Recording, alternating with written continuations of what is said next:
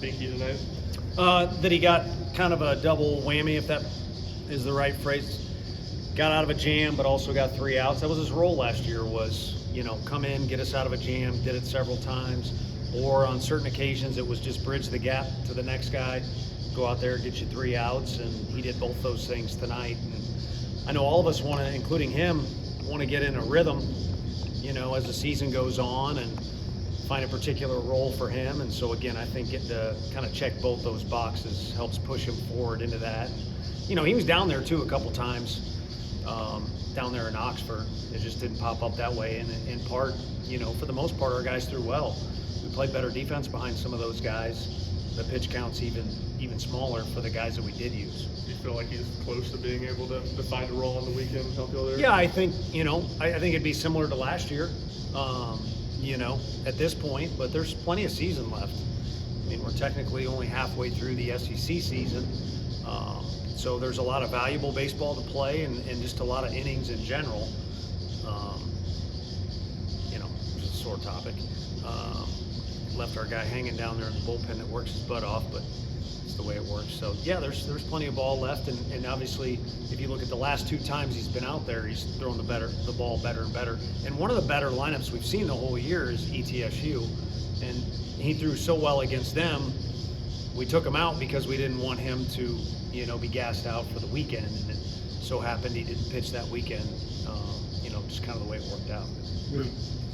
Moved Dean back up to the leadoff spot tonight, 3 hits. What was different about him today, maybe than sometimes this week?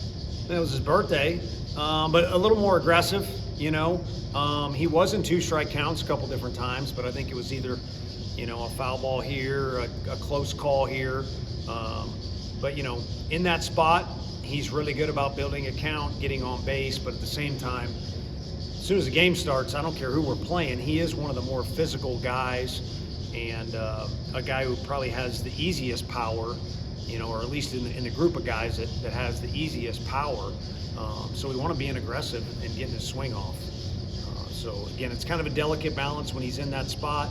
4-hole, I don't think you're, or if we drop either of those guys, Ensley or Dean, in the 3-hole, I don't think you want your mindset to change too much, because you kind of only come up in that slot, to start the game, and then the rest is a jumbled up mess. You're just trying to put together innings and trying to win games. So by now he's seen about every situation you can see in college baseball, and all we need him to do is be himself. And I think at times he's taken away some aggressiveness because he's been in that spot. So we'll remind him of that. With AJ, is the plan to get him in this weekend, and do you have a vision for what that would look like in terms of starting or relieving?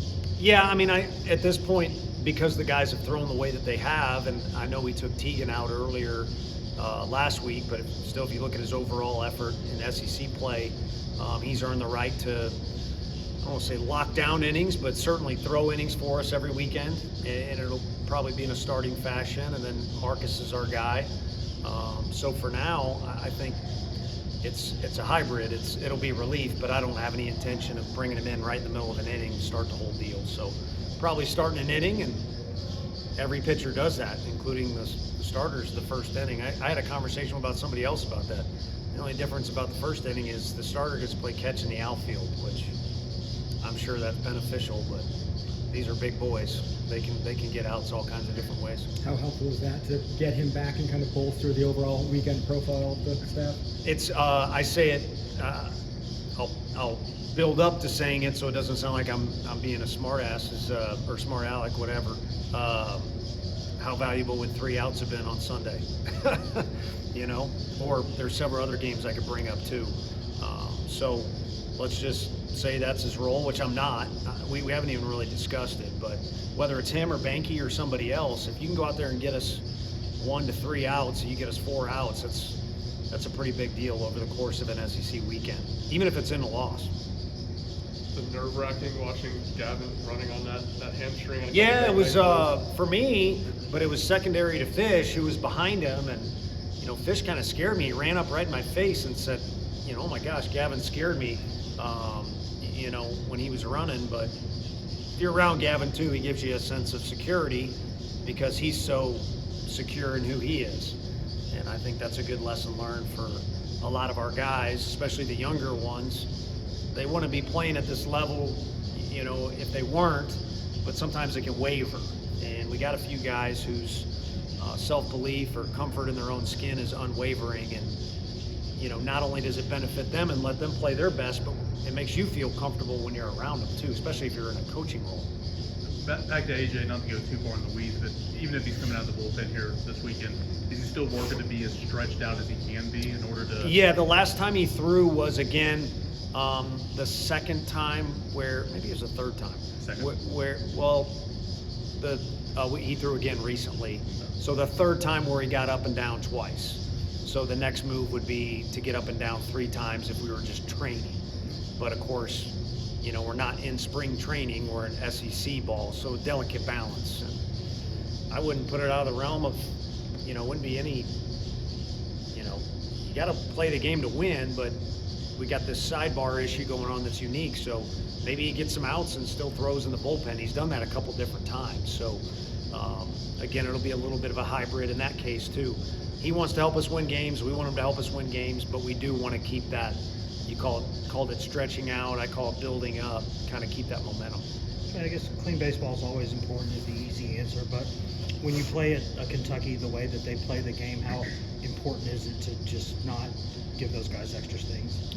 Yeah, I think you're talking about a brand of baseball offensively that's maybe a little bit different than the normal stuff you see in the league, or further away from the average.